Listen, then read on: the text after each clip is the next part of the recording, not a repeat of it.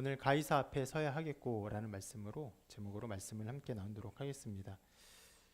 우리는 지난주 말씀에서 바울이 가이사랴의 총독 베스도 그리고 분봉왕인 아그리빠 왕 앞에서 자기를 변호한 내용을 살펴보았습니다. 베스도나 아그리빠 모두 바울이 무죄하다는 것을 알았죠. 그런데 바울이 그 베스도의 어떤 법정이 아니라 가이사의 법정, 더 위의 법정이 상소했기 때문에 바울에게 어떤 법적 조치를 취할 수는 없었습니다. 그렇게 바울에게 법적으로 특별히 결정될 것이 없었던 상황이었지만 아그리빠 왕, 그 유대의 왕이라고 할 수 있죠. 그 아그리빠 왕을 향한 전도의 의미가 있었기 때문에 사도행전은 아그리빠 왕 앞에서의 어떤 변호를 굉장히 자세히 기록하고 있었고 우리도 또한 그 말씀을 따라 그 내용을 자세히 살펴보았습니다. 아그리빠는 바울의 말을 다 들은 이후에 스스로 이렇게 말을 했어요. 내가 적은 말로 나를 권하여 그리스도인이 되게 하려 하는도다. 바울의 말이 굉장히 끌렸습니다. 당시에는 그리스도인 그리고 유대인 이런 구분을 하는 것이 굉장히 어려웠던 시기였거든요. 그럼에도 불구하고 아그리빠는 이 그리스도인이라는 말을 분명히 사용하므로 그리스도인과 또 구약의 말씀을 믿었던 유대인들과 다른 존재인 것을 알고 있었고 특히 바울의 말을 통해서 자기를 그리스도인 되게 하려는 바울의 그 목적을 분명히 알았어요. 안타깝게도 그것을 명료하게 알았고 또 신앙적으로 그것을 이해했지만 아그리빠는 그리스도인이 되지는 못했어요.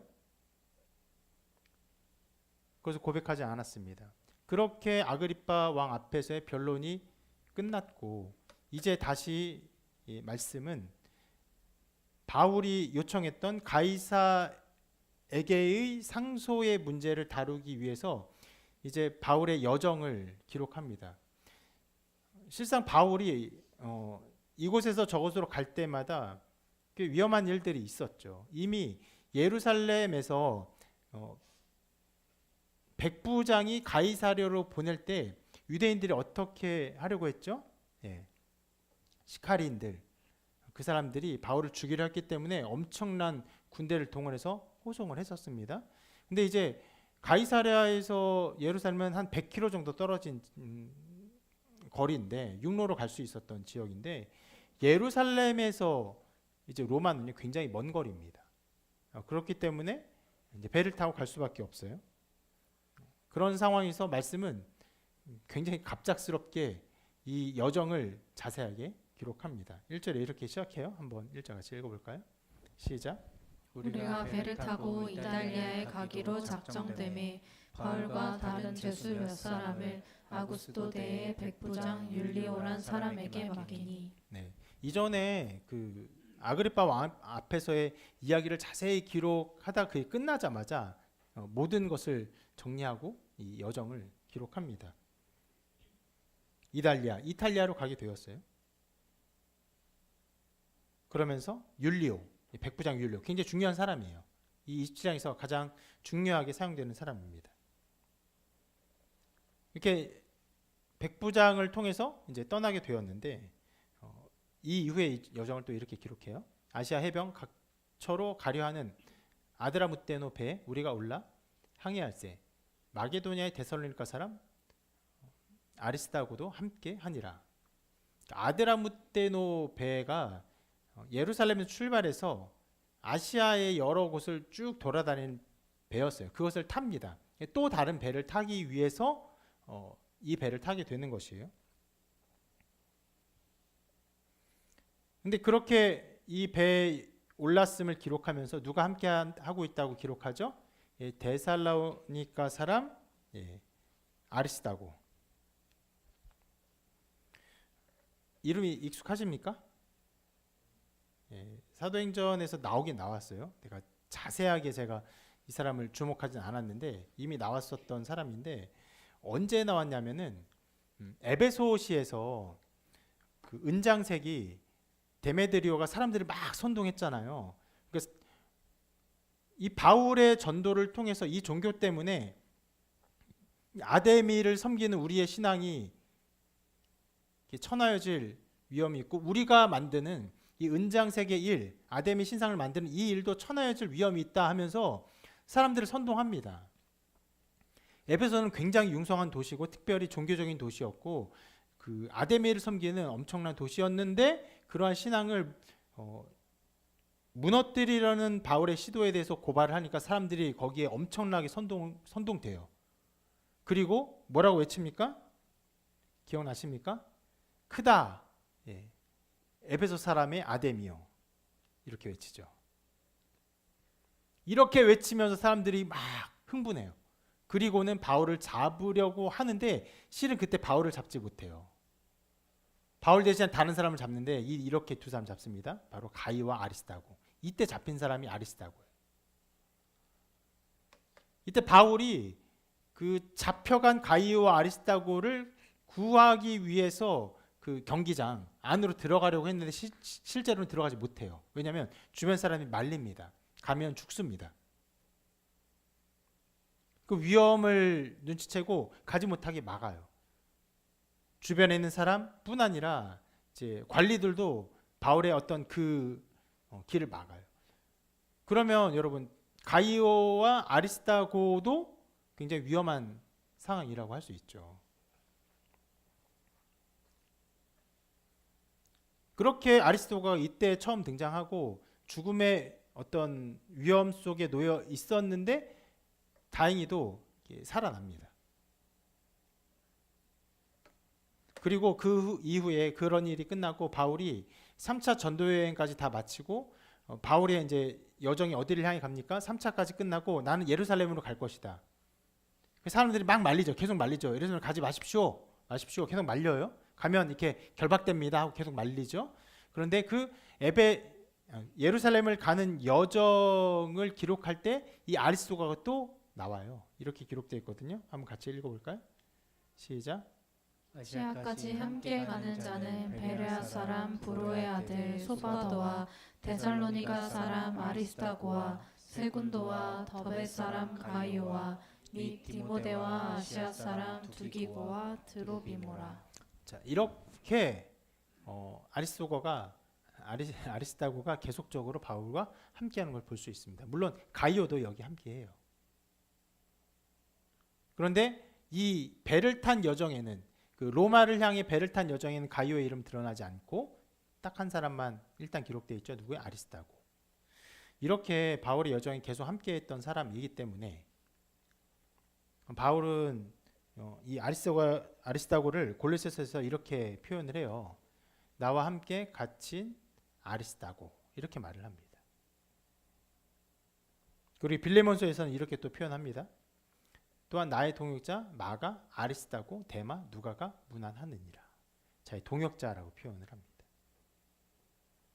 자, 굉장히 함께하는 사람이고 중요한 사람이 함께하는 여정에 있어서 핵심적인 동역자임을 알 수 있죠. 그리고 이 배를 탄 사람이 한 사람이 더 기록되어 있어요. 성경 말씀 보면 이름은 기록되어 있지 않지만 주어를 통해서 알 수 있습니다. 무슨 말이냐면은 27장 1절부터 또 다른 주어가 등장합니다. 바로 이제 우리가라는 것은 내가 들어갔다는 것입니다. 내가가 누굽니까 여기서? 예, 사도행전을 기록한 누가예요. 누가는 자기가 그 일행 가운데 포함될 때마다 우리라는 말을 써요. 자기가 그 일행에 함께 하고 있었다는 것을 명료하게 드러냅니다. 그런데 다 자기 이름을 따로 기록하지는 않아요. 그럴 필요는 없죠. 근데 누가도 보면요, 그 바로 위에 빌레몬서에서도 이름이 기록되어 있고 여러 모양으로 함께 동역하고 있었어요.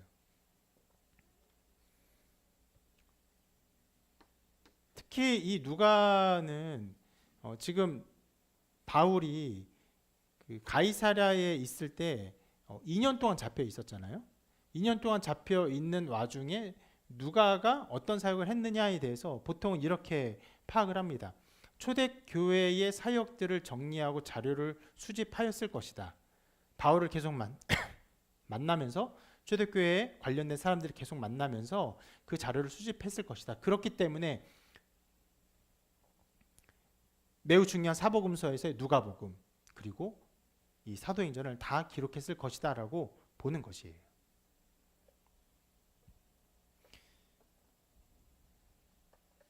굉장히 바울이 잡혀 있었지만 바울 곁에서 이 초기 기독교 사역의 핵심을 감당하면서 바울을 돕고 있었던 것이죠. 그리고 이제 바울이 로마를 향해 떠나가는 배가 이제 출발할 때에 아리스타고 누가가 그 배에 함께 승선하게 되는 것이에요. 그래서 이 두 사람의 어떤 사역, 이 두 사람의 행동에 대해서 주석가들은 이렇게 표현을 하는데,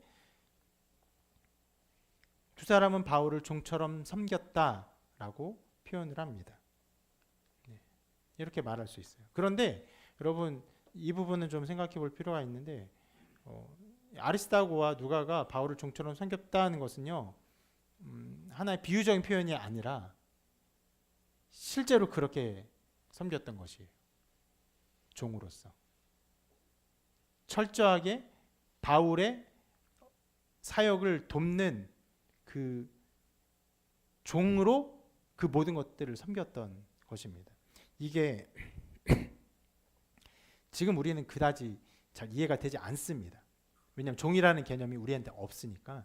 그러나 그 당시에는 어떤 중요 인물들은 언제나 종이 함께 대동하며 그 일들을 섬겼죠.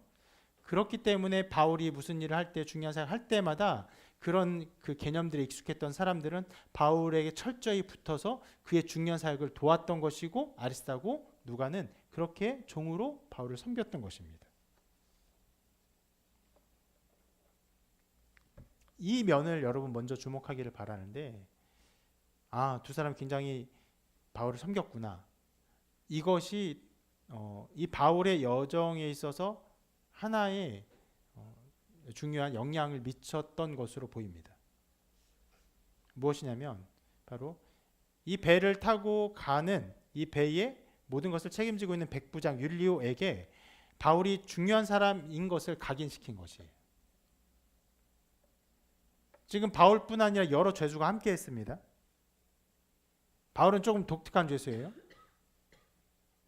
실은 가이사랴에 있을 때도 그 만나고 싶은 사람을 자유롭게 만날 수 있는 가택연금의 사람이었고, 실제로 죄인이라고 말할 수도 없었고, 로마인이었고, 가이사의 법정에서 재판을 받기 위한 사람이었어요. 그러면서 여러 면에서 다른데, 그 다른 면이 있을 뿐 아니라 죄수들이 그냥 홀로 타는 것과는 달리 바울에게는 철저하게 그를 섬기는 종이 함께 동승하면서 이 사람이 중요한 사람이라는 것을 율리오에게 각인시켰던 것이에요. 그러한 일들의 인과성이 얼마나 강한지는 확정할 수는 없습니다. 근데 이러한 어떤 주석의 해석을 저도 지지하는 바인데, 지금도 그렇지 않습니까?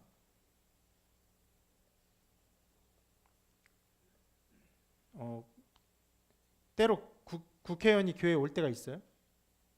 보통 혼자 안 옵니다. 누구랑 같이 옵니까? 비서랑 같이 와요. 비서가 굉장히 중요한 사람이 오는 것처럼 긴장된 모습으로 막 자리 정돈하고 막 깍듯하게 하면서 이렇게 의원님 막 이러면서 해요. 그러면 다들 중요한 사람이 오는구나. 이렇게 느끼죠. 자, 그런 것들의 모든 것들이 영향을 미쳤던 것으로 보이는데, 그래서 이 율리오가 바울을 좋게 대해요. 그래서 그것을 3절에 이렇게 기록하고 있는데, 같이 읽어볼까요? 시작. 이튿날 시돈에 뵈니 율리오가 바울을 친절히 대하여 친구들에게 가서 대접받기를 허락하더니. 네, 배가 떠나고 그 다음 날이 되니까 시돈에 도착을 했어요.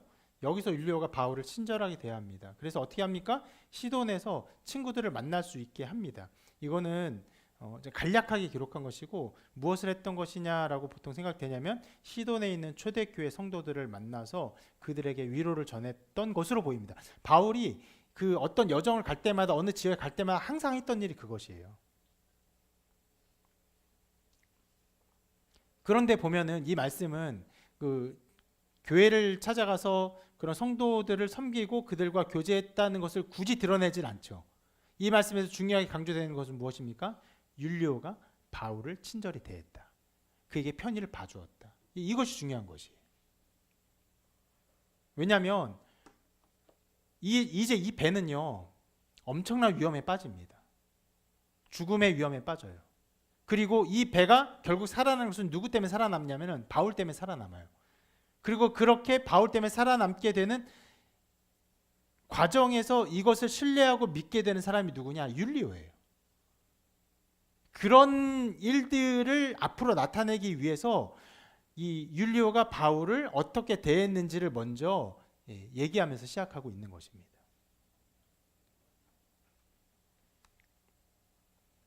나중에 율리오는요 다른 모든 사람들에게 바울의 말을 들을 것을 명령합니다. 그리고 그 명령에 순종함으로 결국 이 배는 구원받게 돼요. 오늘 이 이야기를 한번 자세히 살펴볼 것입니다. 하나님은 어떻게 바울에게 역사하셨는가? 어떻게 율리오에게 깨달음을 주었는가? 이 배는 어떤 위험을 맞이하게 되는가? 그 가운데서 믿음과 불신앙은 어떻게 나타나는가? 이것들 보고자 합니다.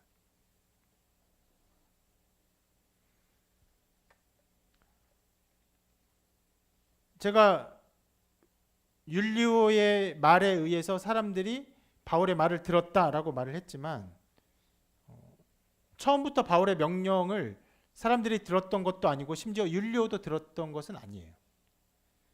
그래서 초창기에 이 여정의 초창기에 있어서 바울이 얘기합니다. 그 항에서 멈출 것을 얘기하는 내용이 나와요. 근데 그것을 거부해요. 그것이 이렇게 기록되어 있어요. 같이 한번 읽어볼게요. 시작. 배가 더디가 여러 날 만에 간신히 니도 맞은편에 이르러 풍세가 더 허락하지 아니하므로 살몬의 앞을 지나 그레데 해안을 바람막이로 항해하여 간신히 그 연안을 지나 미항이라는 곳에 이르니 라세아 시에서 가깝더라. 여러 날이 걸려 금식하는 절기가 이미 지났으므로 항해하기가 위태한지라. 바울이 그들을 권하여 말하되 여러분이여 내가 보니 이번 항해가 화물과 배만 아니라 우리 생명에도 타격과 많은 손해를 끼치리라 하되 백부장이 선장과 선주의 말을 바울의 말보다 더 믿더라. 말씀을 보면요, 이 여정 자체가 이미 이제 배를 갈아탄 상황이에요. 이런 것들은 제가 하나하나 말씀드리면 너무 길어질 것 같아서 좀 많은 것들을 생략하고 있습니다. 자, 굉장히 이 배를 갈아타고 이제 공물선인데 공물선을 타고 이제 로마를 향해 가는 여정 자체가 굉장히 어렵다는 것을 말씀이 보여주고 있어요. 여러 날 만에 간신히 니도 맞은편에 이르러. 근데 또 풍세가 더 허락하지 아니하므로 살몬의 앞을 지나 그레데 해안을 바람막이로 향하여 간신히 그 연안을 지나 미항에 이르렀다 하고 있어요. 자, 여정이 얼마나 어려운지를 보여주고 있죠. 그런 가운데 금식하는 절기가 지났어요. 무슨 말이냐면 이제 곧 겨울이 다가올 것이에요. 이것에 대한 기록들 또 이제 성경학자들이 역산해 보면은 대략 10월 5일쯤 양력으로 10월 5일쯤이라고 생각을 합니다. 이 시기쯤이. 그래서 바울은 더 이상 가지 맙시다. 그래서 미항에 그냥 머무릅시다. 얘기해요. 지도를 보면 이렇게 나와 있는데요. 지도가 왜 여기 안 되지?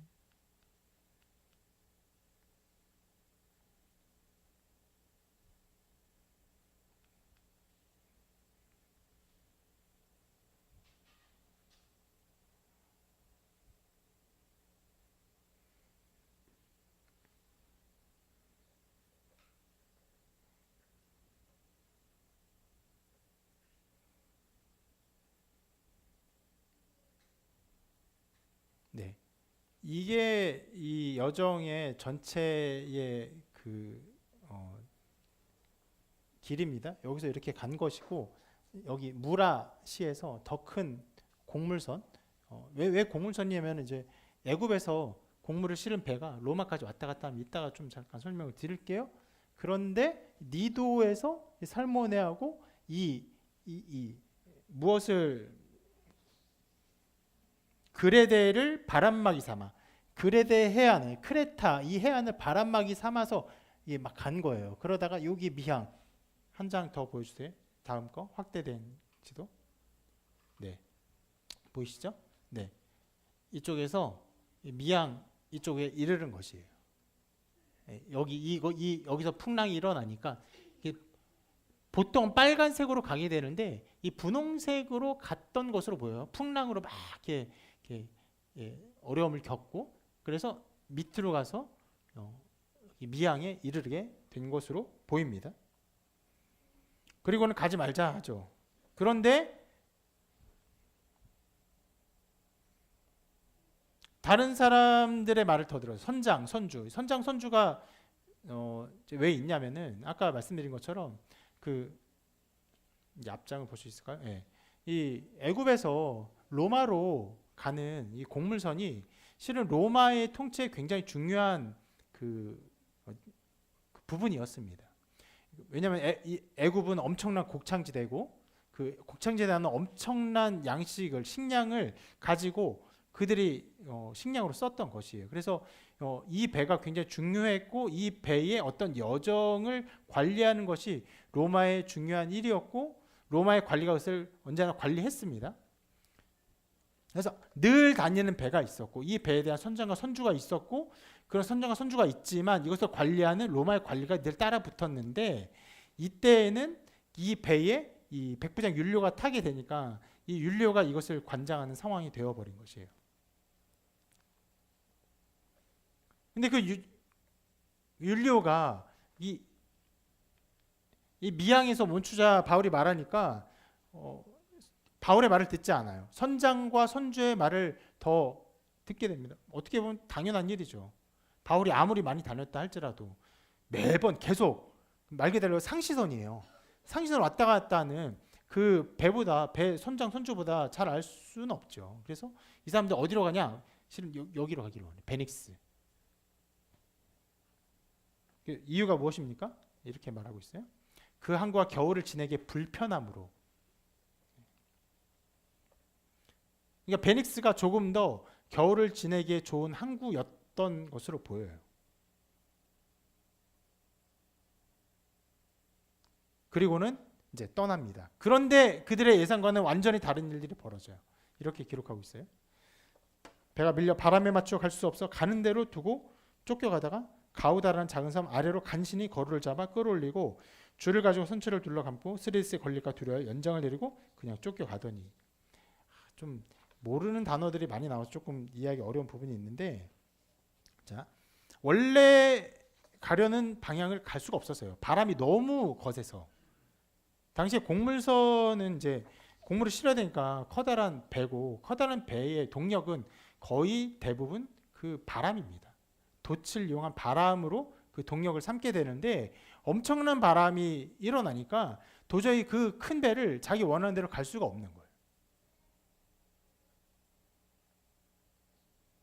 그래서 무엇을 했다고 써 있습니까? 보면은 간신히 거루를 잡아.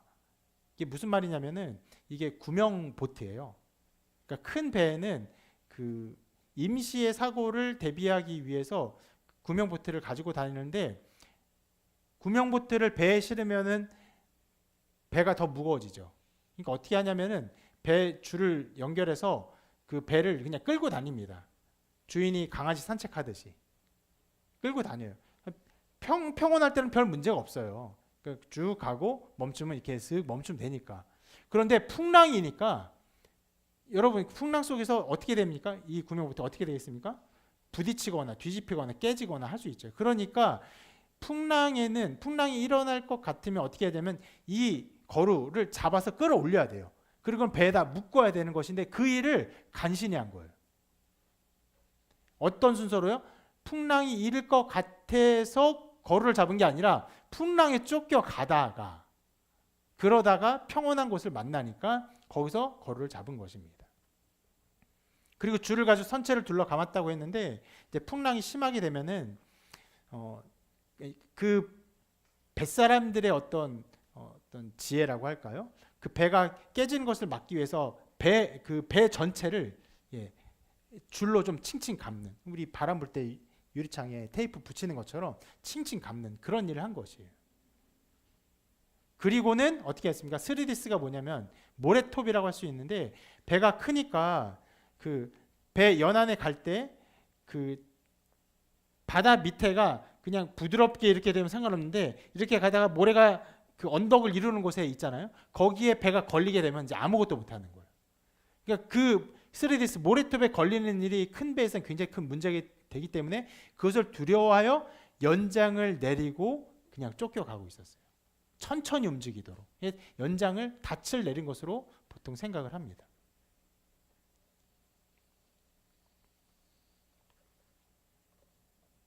자, 그 이후의 기록을 이렇게 또 기록합니다.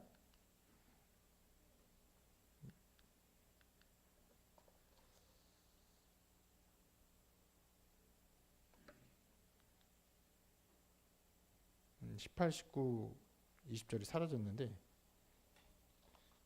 제가 그냥 말씀을 읽을게요. 성경을 좀 볼까요? 성경 보면서 읽을게요. 자, 우리가 풍랑으로 심히 애쓰다가 이튿날 사공들이 짐을 바다에 풀어버리고 사흘째 되는 날에 배의 기구를 그들의 손으로 내버리니라. 여러 날 동안 해도 별도 보이지 아니하고 큰 풍랑이 그대로 있음에 구원의 여망마저 없어졌더라. 이게 18, 19, 20절의 말씀이에요. 자, 풍랑이 계속 일어나니까 이제 어떻게 됩니까? 짐을 버려요. 그러니까 그 항해에 있어서 중요하지 않다고 생각하는 것부터 버립니다. 그리고는 사흘째 되는 날 뭘 버려요? 이제 배의 기구들, 배의 기구 중에서 항해에 꼭 필요하지 않는 기구들, 예를 들어서 침대라든지 뭐 이런 것들을 다 내버립니다. 그들의 손으로.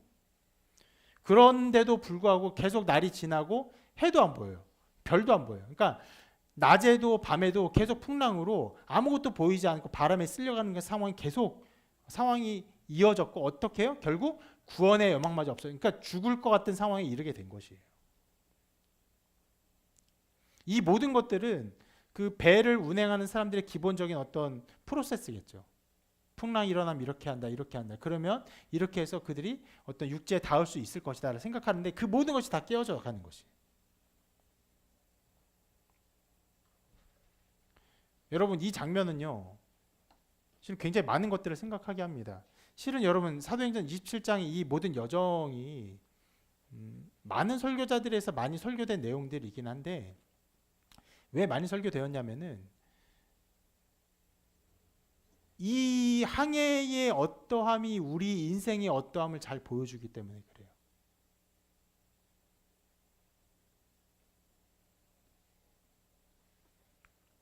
이 장면에서도 우리는 많은 것들을 생각해 볼 수 있는데 여러분, 선장과 선주는요 바울보다 훨씬 배를 잘 아는 사람이에요.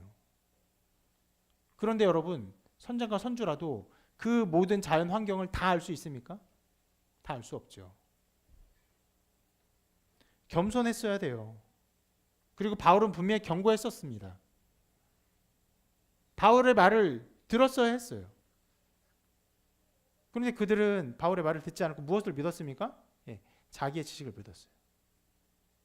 또 한 가지 생각해 보는 것은요, 자기들의 욕심을 채우고자 했습니다. 아까 우리가 잠깐 본 것인데 미양에 있자, 바울이 여기서 거하자 했는데 베닉스로 가자. 왜요? 거기가 겨울을 보내기에 더 편하기 때문에. 여러분, 그 배를 타는 사람들이 더 편하게 생각하는 항구는 어떤 항구일까요? 항만이 잘 돼 있는 곳? 아니요. 그 면에서는 이미 미양이 배를 다 접안하고 거기 서 있는 거예요.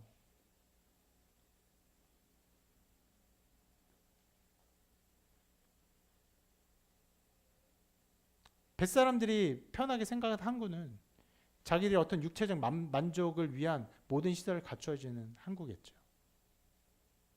선주도, 선장도, 실은 군인들도. 그래서 여러분, 그 항구 도시가 융성하게 되면 어떤 산업이 융성합니까? 퇴폐적인 문화가 굉장히 융성해요. 성적인 사람이 굉장히 융성합니다. 그들은 미양에 보내고 싶지 않았어요. 그 몇 개월, 2, 3개월의 시간을 미양에서 보내고 싶지 않았어요. 길지 않은 시간이지만 그러나 그 3개월 동안 자기들이 더 편하게 즐길 수 있고 살아갈 수 있는 베닉스가 좋다고 판단한 것이에요. 그러니까 욕심에 끌렸어요. 자기의 지식에 끌렸습니다. 그리고 그렇게 갔어요.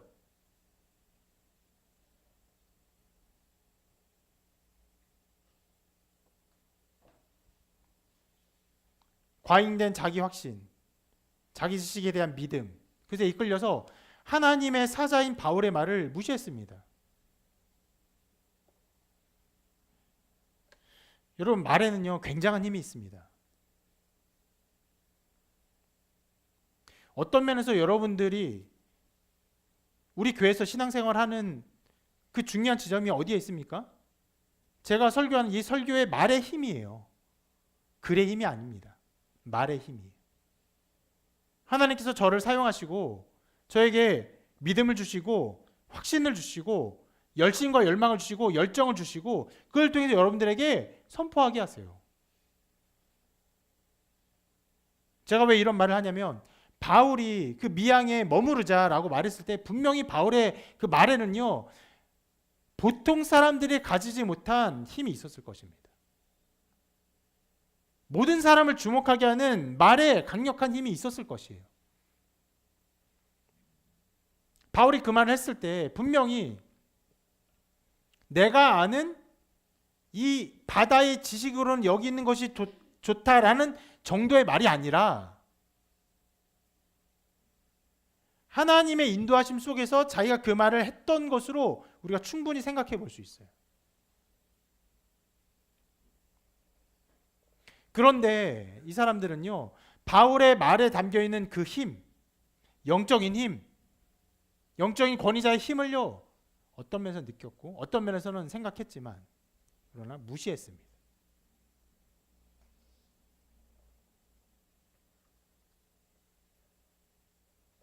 그리고 어떻게 됩니까? 자기의 힘으로는 어찌할 수 없는 거대한 폭풍을 만나요. 감당할 수 없는 일을 만납니다. 나름대로 조치를 취합니다. 이런저런 조치를 취해요. 임시방편인데 무언가를 해요. 그런데 그 모든 것들은 다 의미가 없게 돼요.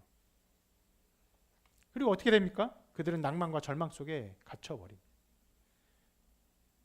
얼마나 우리 인생을 잘 보여줍니까? 우리 인생 항해와 같다 말하기도 합니다. 이 항해가 우리 인생을 잘 보여줘요. 자기 힘, 자기 지식, 자기가 많이 했던 그 모든 것들, 자기 욕심, 자기 죄, 곳곳에 놓아져 있는 죄의 유혹들, 그것을 사랑하는 마음.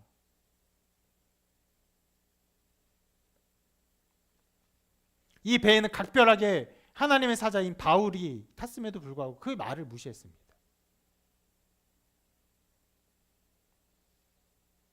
우연치 않게 만난 일이에요. 여러분, 이 사람들이 이 배를 타고 가면서 선장과 선주가 이제 하나님의 사자인 바울을 만날 것이야 이렇게 생각했겠습니까? 아니죠. 아무 생각 없었어요. 그냥 만났어요. 만났는데 말을 들어보니까 그 말에 힘이 있어요. 어떤 특별한 사람이에요. 그들의 눈은 달라요. 그들이 생각하는 것이 달라요.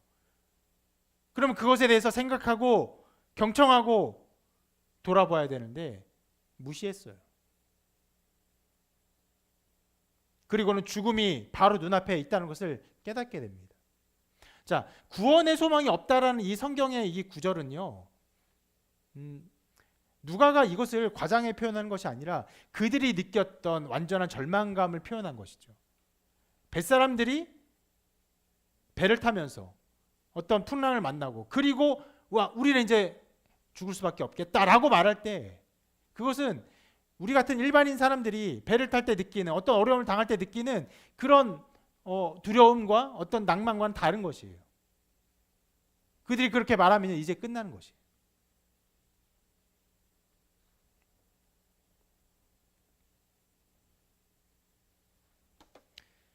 자, 그런 상황이 벌어졌고 그런 상황에서 바울이 이렇게 말을 합니다. 완전한 절망의 상황이에요. 여러 날이 지난 상황입니다.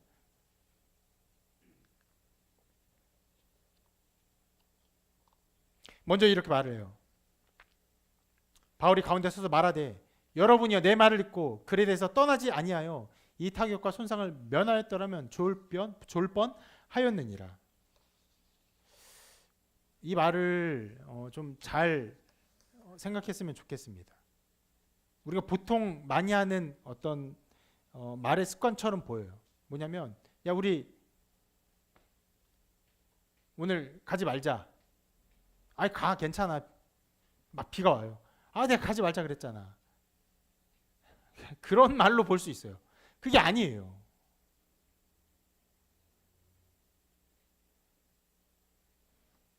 바울은 지금 어떤 말을 하고 있냐면 거기 있는 사람들이 하나님의 사역자를 통해 나타난 하나님의 말을 무시한 것에 대해서 다시금 경종을 울리고 있는 것이에요. 앞으로 어떻게 하라는 말입니까? 너희들의 판단을 내려놓고 하나님의 판단과 하나님의 말을 들어라. 그것이 너희의 생명의 중요한 문제이기 때문에 들어라. 듣지 않지 않았느냐? 그래서 우리가 위험을 당하지 않았느냐? 너희의 불신앙이, 너희가 믿지 않았던 그 마음이 우리에게 이런 어려움을 가져다 준 것이다. 자기 어떠함을 드러내는 것이 아니라 자기를 통해 나타난 하나님의 역사하심과 하나님의 말씀하심을 무시했던 그들의 불신앙을 책망하는 것입니다.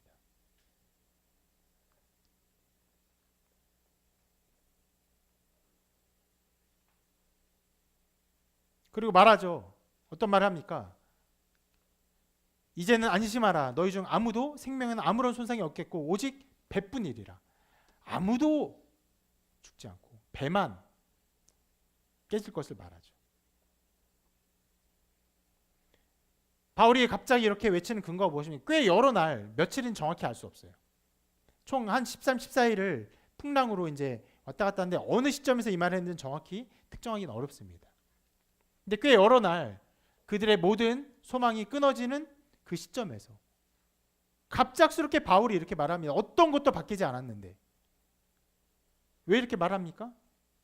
바울이 말합니다. 천사가 말하기를, 하나님의 사자가 말하기를 바울아 두려워하지 말라. 내가 가이사 앞에 서야 하겠고 또 하나님께서 너와 함께 항해하는 자를 다 내게 주셨다.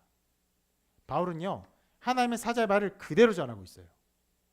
자, 바울도 가이사 앞에 서야 하겠고 이 모든 사람, 함께하는 모든 사람을 다 바울에게 주셨다. 그런데 사람만 주셨어요. 배는 안 주셨어요. 그러니까 배는 깨질 수 있어요. 바울이 얼마나 정확하게 말합니까? 하나님의 말씀을. 사람을 주셨어요. 누구요? 모든 사람을. 그러니까 아무도 생명으로 손상이 없을 것이다 말을 합니다. 여러분, 우리의 상상력으로 이것을 좀 보아야 될 필요가 있는데, 자, 해도 안 보이고 별도 안 보이는 풍랑이 계속되고 있어요. 며칠 계속되고 있어요. 실은 여러분 그 배멀미를 몇 시간만 해도 거의 죽을 것 같은 느낌입니다. 뱃사람들도 배가 심하게 요동치면요 멀미를 하기 시작해요. 고통스러워요. 괴로워요. 소망이 없어요. 그리고 이제 모든 것을 다 버리고 있는 상황이에요. 아무것도 바뀌지 않는 상황에서 그때 어떤 상황이 나타납니까? 하나님의 섭리와 믿음이 꽃피고 있는 것이.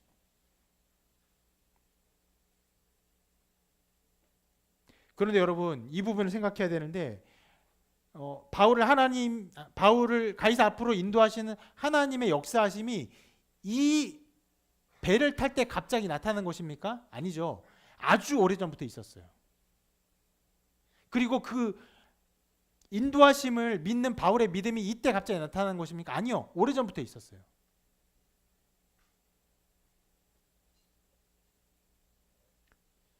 그런데 풍랑이 없을 때, 평온할 때는 바울이 동일한 믿음과 동일한 상황에서 그들과 함께하고 있었는데 그들이 바울의 말을 듣지 않았어요. 근데 풍랑이 일어나고 그들의 모든 여망이 끊어지자 이제 그 모든 것들은 다 사라지고 이 믿음과 하나님의 섭리만이 오롯이 남아있는 것입니다. 새롭게 나타나는 것이 아니고 무엇만 바뀌었습니까?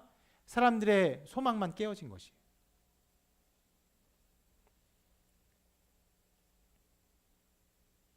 사람들이 소망을 잃었을 때 그때 비로소 사람들은 바울의 말을 주목하고 바울의 말을 들을 준비가 되어 있는 것이에요. 그리고 그때 하나님의 사자가 특별히 바울에게 다시 한번 그들의 운명, 바울의 운명이 아니에요. 바울은 이미 가이사 앞으로 가기로 작정되어 있었어요.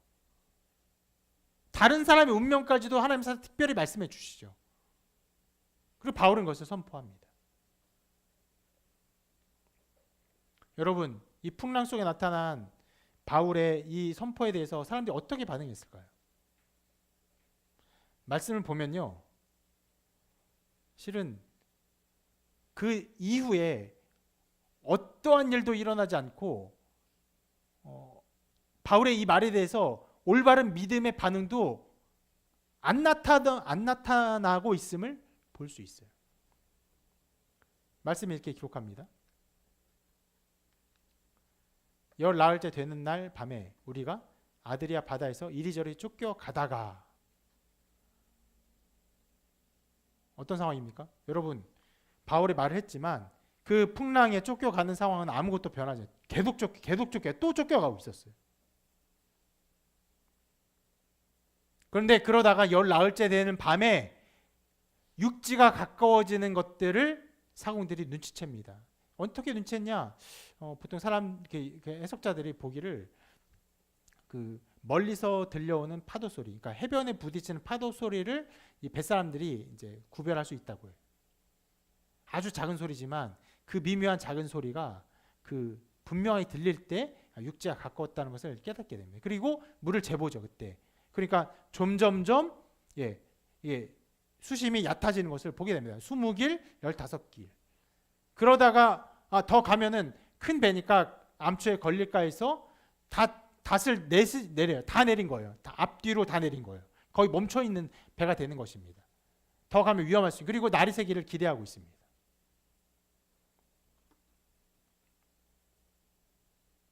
자, 그러면 이제 곧 배가 육지에 가까이 가게 되고 이제 안전하게 내릴 것을 생각해 볼 수 있지만 이상한 일이 벌어져요. 이렇게 기록합니다. 사공들이 도망하고자 하여 이물에서 닻을 내리는 채하고 거룻배를 바다에 내려놓고는. 이해가 되십니까? 밤이 지나고 이제 새벽이 될 때에 아까 봤던 그 거룻배 있죠? 이거를 몰래 내려요. 그리고 그걸 타고 이 사공들이 도망가려고 합니다.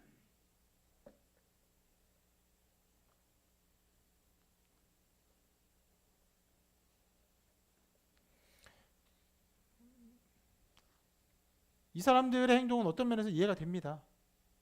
굉장히 오랫동안 고생했고 오랫동안 먹지 못했고 자기들이 이렇게 이제 육지가 가까운 게 보이니까 큰 배로는 가다가 위험해요. 걸리고 하면. 그런데 이 거룻배, 이 작은 보트로는 그들이 충분히 갈 수 있으니까 이걸 타고는 자기들은 살 수 있으니까 가려고 합니다. 자, 이때 바울이 이렇게 말합니다. 바울이 백부장과 군인에게 이르되 이 사람들의 배에 있지 아니하면 너희가 구원을 얻지 못하리라. 바울은요, 철저하게 하나님의 말씀에 의거하여 말을 전하고 있어요. 그들이 모두 한 운명인 것을 알았어요. 그들 모두가 바울에게 속한 자인 것을 알았어요. 그들이 따로 떨어져 나가면 안 된다는 것을 알았어요. 그리고 명령을 하죠. 이 사람들이 그렇게 가면 안 된다. 누구에게? 백부장 군인들에게. 그러니까 이렇게 행동합니다. 이에 군인들이 거룻줄을 끊어 떼어버리니라. 어떻게 한 거예요? 그 거룻배를 묶어놓은 줄을 끊어서 거룻배를 바다에 던져버리. 파선, 그 배를 이제 포기한 것입니다. 도망가지 못하게. 자, 여기에 중요한 지점이 나옵니다.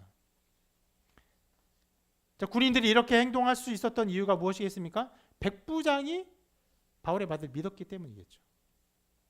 이전에는 백부장이 선장과 선주에부터 말을 믿었지만 환난과 풍파가 지난 이후에 그들이 함께 구원받는다는 것을 말한 이후에 그리고 어떤 반란이 나타나려 할 때 바울이 분명히 명령하자, 그들이 가면 안 된다 말하자, 굉장히 격렬한 명령을 해요. 야, 그럼 저거 끊어서 버려.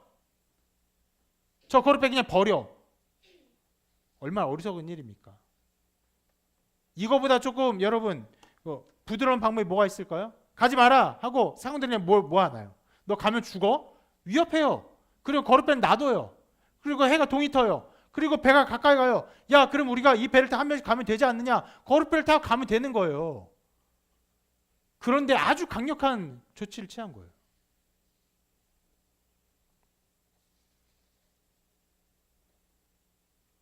그리고 이 일이 일어나고 이후의 말씀 이렇게 기록합니다. 날이 새어가면 바울이 여러 사람에게 음식 먹기를 권하여 이르되 너희가 기다리고 먹지 못하고 줄인지가 오늘까지 열 나흘인즉 음식 먹기를 권하노니 이것이 너희의 구원을 위하는 것이요 너희 중 머리카락 하나도 잃을 자가 없으리라. 그러니까 14일 동안 음식을 먹지 않고 기다렸죠. 왜냐하면 이게 14일이 될지 30일이 될지 40일이 될지 모르니까 최대한 아낀 거예요.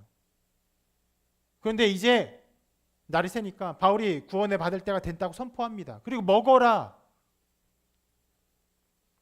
바울이 스스로 먹여요. 떡을 가져다가 축사해요. 떼어 먹습니다. 오병이어 같은 느낌도 들고 성찬식 같은 느낌도 들고. 그러니까 어떻게 합니까? 모든 사람이 다 안심하고 받아 먹어요. 몇 명이요? 276명.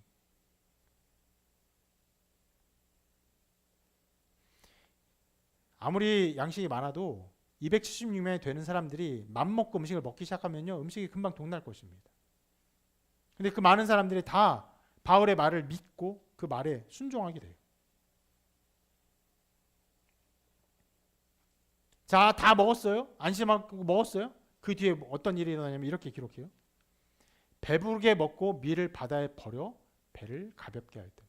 다 먹고요. 이제 양식도 버리는 거예요. 음식도 버려요. 그리고는 이제 살 길을 찾아갑니다.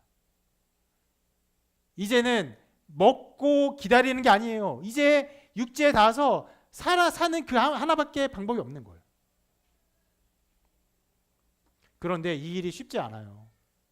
큰 배가 육지에 닿으려면 항구가 있어야 되는데 항구가 없는 육지에 닿으면요. 아까 말했 이 사람들이 계속 무서워했던 것처럼 모래톱, 3D스에 걸리고 그런 일들이 있으면은 배가 꼼짝 못하고 있고 게다가 이 사람들 지금 어떤 상황입니까? 거룻배가 없어요. 어쨌거나 이 큰 배로 그 바다 가까운 데 가서 어떻게 헤엄치고 들어가야 되는 거예요. 그 뒤에 상황을 이렇게 기록합니다.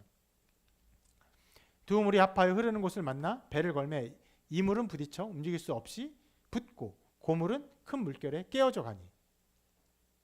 물과 물이 만나는 곳에 거기 소용돌이가 있고 그런 상황이 있죠. 실은 저런 지역을 이용해서 이순신 장군이 그 대첩을 일으키기도 한 것이죠. 자, 만나는 곳에 배가 걸렸어요. 그래서 배 한쪽은 이물은 부딪혔어요. 못 움직여요. 근데 반대편 고물은요, 이게 물결에 배 계속 깨져가는 거예요.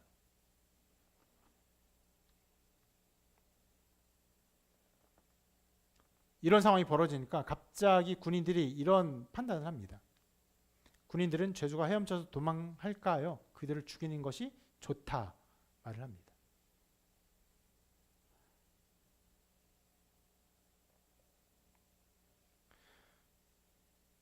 이제까지 바울이 그들 모두가 도망가지 못해, 특히 사공들도 도망가지 못하게 함께 있어야 된다라고 말을 했고, 바울이 죄수지만 바울의 말을 듣고 함께 음식을 먹고 했는데, 그런데 이제 굉장히 배가 깨어져가는 위험한 상황에서 죄수들이 헤엄쳐서 도망할 것 같은 상황이 벌어지니까, 그러면 군인들은 그런 것을 생각했던 것 같아요. 배가 깨지진 않고 그들이 안전하게 어딘가에 접안을 하고 헤엄을 치더라도 죄수만 따로 헤엄치는 것이 아니라 군인들과 같이 가거나 사람들 같이 어떤 통솔하에 가게 되는 것들을 기대했던 것으로 보여요. 그런데 그런 상황이 아니라 너무 급박한 상황이 벌어지고 배는 다 박살나고 다 흩어질 것 같은 상황이 되니까 죽여버리자. 왜 그렇습니까? 죄수를 놓치면요, 죄수에 대한 어떤 생명값을 누가 대신합니까? 군인들이. 우리가 바울이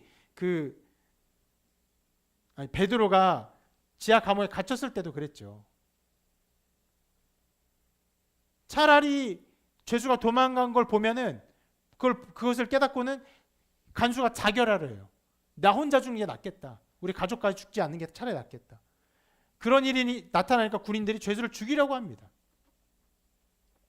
이때 백부장이 이렇게 행동합니다. 이게 같이 읽어볼까요? 시작. 백부장이 바울을 구원하려 하여 그들의 뜻을 막고 헤엄칠 줄 아는 사람들을 명하여 물에 뛰어내려 먼저 육지에 나가게 하고 그 남은 사람들은 널조각 혹은 배 물건에 의지하여 나가게 하니 마침내 사람들이 다 상륙하여 구조되니라. 백부장 분명한 목표가 있었어요. 바울을 살려야겠다. 다른 죄수가 아니에요. 바울을 살려야겠다. 그래서 군인들을 막습니다. 굉장히 격렬했을 것 같아요. 배는 깨져가고. 이 군인들은 자기들의 어떤 생명의 담보를 맡기 싫어서 이 죄수를 죽이고 싶었고, 그럼에도 백부장은 자기의 어떤 권위를 가지고 이것을 막습니다. 하지 마라, 하지 마라. 그리고 명하죠. 헤엄칠 줄 아는 사람 먼저 가라. 그러니까 몇 사람들이 갑니다. 죄수도 갔겠고, 뭐 선원들도 갔겠고, 군인들도 갔겠죠. 그리고 못하는 사람들은 할 수 있는 한 그런 어떤 구명될 만한 것들을 찾아서 실어 보냅니다. 그리고 다 구조가 됩니다. 이렇게 이 여정의 한 부분이 끝나요. 얘기가 너무 자세해서 이걸 조금씩만 살펴봤는데도 시간이 벌써 다 갔습니다. 설교라기보다는 거의 뭐 여행기를 본 것 같은 느낌이 드는데, 실은 그래서 오늘만 아니라 다음 주에도 이 내용을 더 살펴볼 거예요. 그렇기 때문에 오늘 좀 자세히 살펴본 것인데, 여러분 이 전체 사건에서 매우 중요하게 그 사용된 사람이 누굽니까? 여러분 아는 것처럼 백부장 율리오예요. 그는 이 모든 일의 결정권자였어요. 처음부터 마지막까지. 백부장의 결정으로 위험에 빠졌고, 백부장의 결정으로 바울이 살아났습니다. 처음에는 선장과 선주의 말을 따랐기 때문에 위험에 빠졌습니다. 그러나 나중에 바울의 말을 믿었죠. 사공들을 붙잡았고, 그리고 거룻배를 아예 그냥 버려버렸고, 배의 음식들도 다 버렸습니다. 군인들도 막았어요. 그런 모든 결정으로 인해서 결국 구원을 받습니다. 자, 여러분, 이 율리오가 이렇게 바울을 믿게 되는 그 시점에서, 실은 아까 살펴본 부분인데, 최초로 사용된 사람이 누굽니까? 바울을 존귀한 사람으로, 특별한 사람으로 여기고 그런 마음을 갖게 만든 사람이 누굽니까? 바울의 일행들이. 이들의 사역은 실은 별게 없었습니다. 오랫동안 바울과 함께했고, 지금도 함께했고, 2년 동안도 기다리면서 함께했고, 이제 떠나니까 거기에서도 또 함께했어요. 그 함께한 것 자체가 바울의 어떠함을 높여주고 바울을 존귀케 하고, 바울이 이 율리오에게 어떤 존귀한 사람으로 여겨지게 만든 한 걸음을 걷게 했습니다. 어떤 면에서 굉장히 사소한 영향이라고도 할 수 있어요. 그러나 그 사소하지만 그것들이 하나님의 사역을 이루시는 데 있어서, 하나님의 일을 이루시는 데 있어서 사용된 것입니다. 의도하지 않은 방향이었을 거예요. 그러나 그렇게 사용되는 것이에요.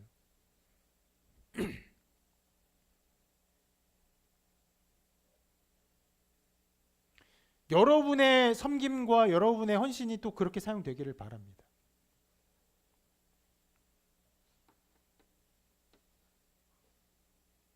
때로는 여러분의 섬김과 헌신이 저와 같은 목회자를 높이는 데 사용되기도 합니다. 제가 높아지고 싶어서 하는 말입니까? 아니요. 때로는 그 높아진 신분이 필요한 상황이 있어요. 사람들이 제 말을 어려워하고 제 말을 무게 있게 듣고 제 말을 귀 기울여 들어야 되는 그런 상황이 필요할 때가 있고, 그것을 위해서 여러분들의 그런 어떤 것들이 사용될 때가 있는 것이에요. 목회자는 당연히 예수님의 모습을 닮아야 돼요. 겸손해야 됩니다. 그러면 여러분, 언제나 제가 예수님이 그랬던 것처럼 여러분의 발을 씻고 다녀야 됩니까? 그런 사람을 사람들이 존귀하게 여깁니까? 그런 사람의 말을 사람들이 귀 기울여 듣습니까? 그럴 때도 있지만, 그렇지 않을 때도 있는 것이에요. 그래서 여러분 먼저 이 부분을 기억하시길 바랍니다. 여러분의 신앙과 헌신, 그것이 하나님의 뜻 가운데 어떻게 사용될지는 알지 못해요. 그러나 요긴하게 사용됩니다.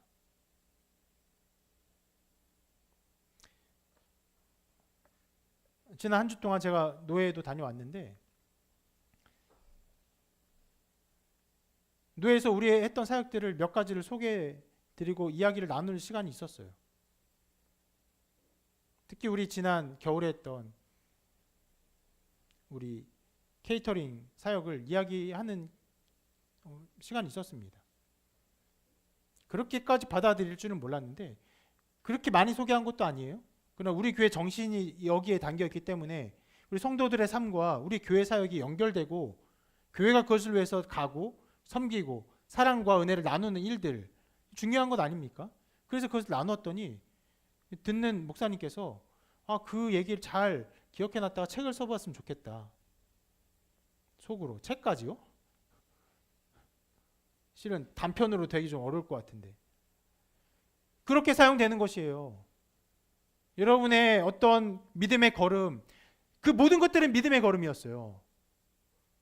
시작부터 그것을 받아들이고 실행하고 그 모든 것들이 다 믿음의 걸음이었습니다. 그 믿음의 걸음이 다른 사람들의 마음에 울림을 주고 다른 사람 사역에 영감을 주는 것이에요.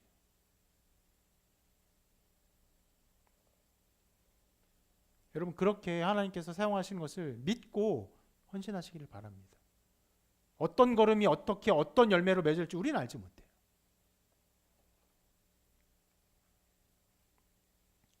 그리고 오늘 말씀은 아주 이렇게 명료하게도 율리와 같은 사람도 하나님의 도구로 사용되는 것을 보여주고 있습니다.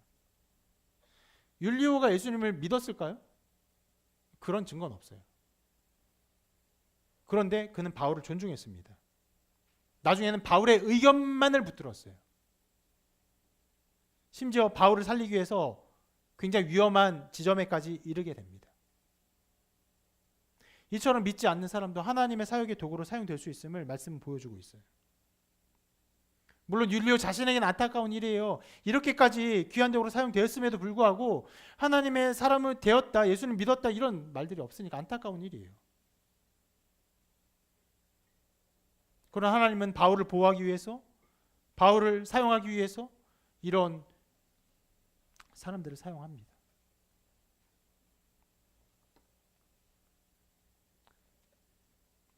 그리고 이 모든 여정에서 우리가 실은 주목해야 되는 사람들이 있기도 한데 실은 주목하고 싶지 않은데 주목될 수밖에 없는 사람들입니다. 어떤 사람들입니까? 바로 믿음이 없는 사람들이에요. 여정 중에 믿음이 없는 사람들이 굉장히 많이 나옵니다. 사공들이 그랬어요. 선장과 선주가 그랬어요. 그리고 군사들이 그랬습니다. 선장과 선주는 그냥 욕심에 따라서 바울의 말을 무시했고 사공들은 그냥 자기 살 길을 찾아서 배를 타고 도망가려고 했고 군인들은 어떻게 하려고 했습니까? 나중에 바울을 죽이려고 했습니다. 여러분 이 장면이 굉장히 이 세상의 영적 싸움을 잘 보여줘요. 하나님의 능력이 나타나 하나님의 말씀이 나타나요. 하나님의 능력으로 사람들이 다 구원되는 놀라운 일들이 나타나요. 말씀이 기록되고 말씀과 나타난 놀라운 사역들이 그들 눈앞에 펼쳐졌어요. 그럼에도 불구하고 아무것도 보지 못하는 사람들이 그 가운데 엄청나게 많이 있어요.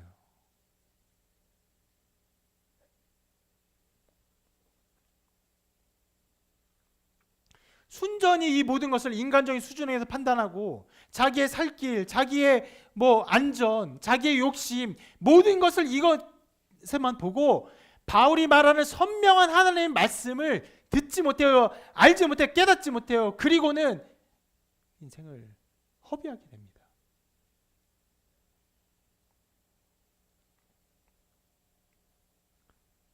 그것이 세상입니다. 그리고 말씀 우리에게 경고하고 있어요. 너희는 이러한 세상 속에서 어떠한 사람이 될 것이냐? 바울과 같은 사람이 될 것이냐? 아니면 아리스토와 같은 사람이 될 것이냐? 누가와 같은 사람이 될 것이냐? 아니면 율리오처럼? 아니면 그런 사공들처럼? 군인들처럼?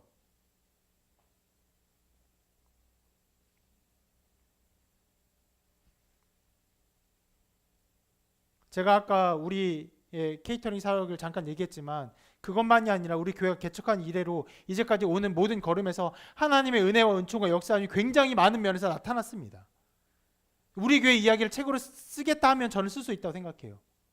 한 사람의 한 사람의 이야기들, 그 믿음의 고백들, 믿음의 결단들, 헌신들, 우리에게 나타나는 새로운 역사들, 일들, 사역들, 앞으로도 일들이 있기 때문에 제가 감히 어떤 일을 쓰려고 하지는 않고 있습니다. 왜냐하면 더 많은 일이 있을 것을 믿고 있기 때문에. 그러면 여러분, 이 일들을 우리가 함께 경험하면서 이 모든 일을 함께 경험한 와중에 불신앙은 없었습니까? 이걸 믿지 못하고 그냥 살아가는 사람 없었습니까? 너무나 많았어요.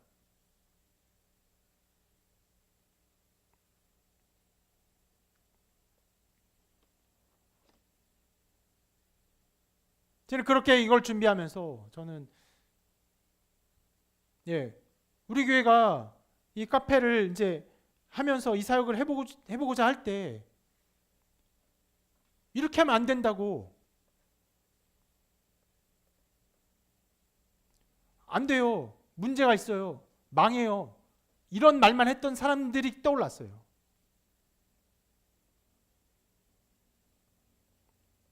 물론 부정적인 말만 하진 않았어요. 염려해서 말한다는 포장을 했어요. 그러나 순전히 꺼낸 말은 다 부정적인 말들이었던 것뿐이고, 그리고 제가 정말 안타깝게 여기는 것은 그 사람들이 우리 이 믿음의 여정을 함께 걸어가면서 믿음을 고백하고 사랑을 고백하고 하나님을 찬양하는 일이 있었느냐는 것이에요.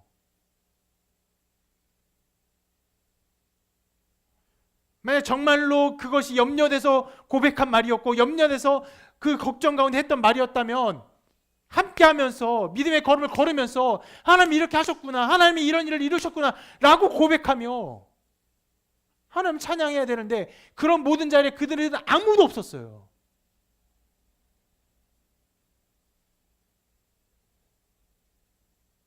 여러분, 얼마나 비참한 일입니까? 그리고 얼마나 사단마귀의 계계와 유혹과 사람들의 불쌍이 우리 가운데도 얼마나 많이 나타난 일입니까? 오늘 말씀에 나오는 군인들, 사공들, 멀리 있는 사람들이 아니에요. 그리고 여러분들에게 경고하는 것이에요. 너희들은 어떤 자리에 어떤 믿음을 고백하며 어떻게 살기를 바라느냐?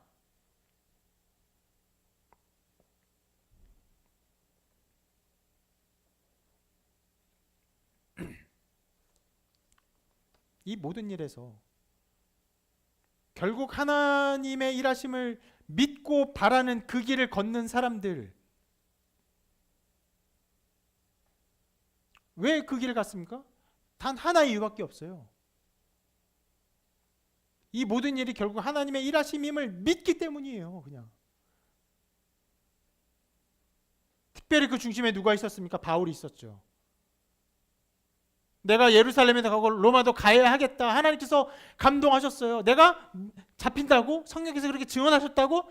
내가 붙잡혀도, 내가 그렇게 묶여도 내 목숨을 다해서 복음을 전하겠다. 그것을 통해서도 하나님이 하실 일이 있을 것이다 라고 믿고 갔던 것이고, 바울만 있습니까? 아니요. 아리스다고, 누가, 그 외 수많은 사람들이 함께 잡히고 함께 묶이고 함께 동역하고 함께 파선하고 함께 고생하고 함께 죽음의 위험에 처하고 함께 그 길을 걸었습니다.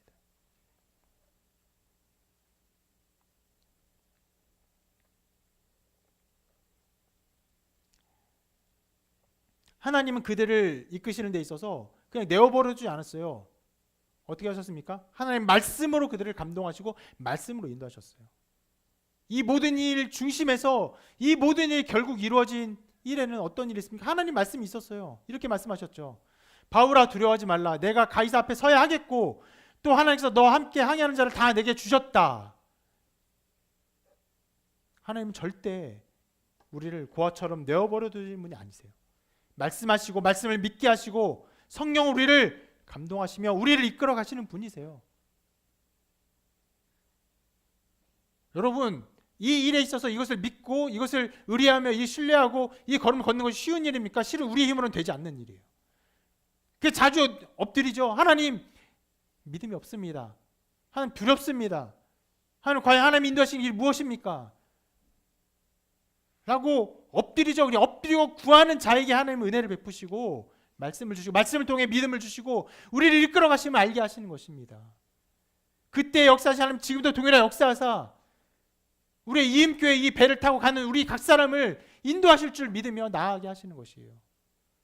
새로운 일이 있을 때마다, 새로운 상황이 있을 때마다 아니요, 안 될 것 같은데, 어려울 것 같은데요, 그거 굉장히 그 난관이 있는데요 라고 말하는 것이 아니라 그 가운데 하나님이 하실 일을 바라보며 믿음으로 걸으며 때로 반대 의견을 한다 할지라도 그것조차 믿음으로 그 의견을 내며 아름다운 하나님의 영광을 바라고 소망하는 모든 자들에게 하나님의 은혜 은총을 베풀어 주시고 그걸 통해 우리 교회가 이 걸음을 걸어가게 될 것입니다.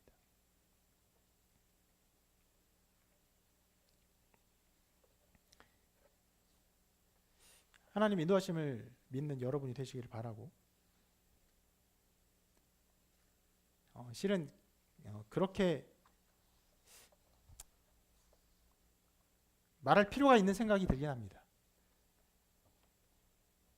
이제까지 좋은 믿음으로, 좋은 믿음의 동역자로 함께 이 길을 걸어왔기에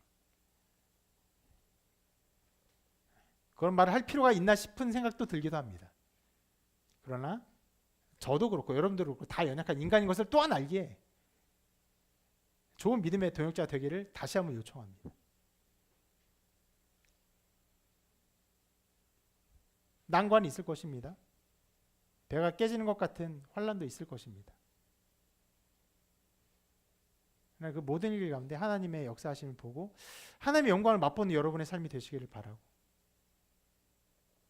그것이 하나하나 기록되었을 때 정말 하나님 인도하심이라고 고백할 수밖에 없는 여러분의 신앙의 고백이 충만하시기를, 그런 것이 가득 나타나시기를 주님의 이름으로 축원합니다.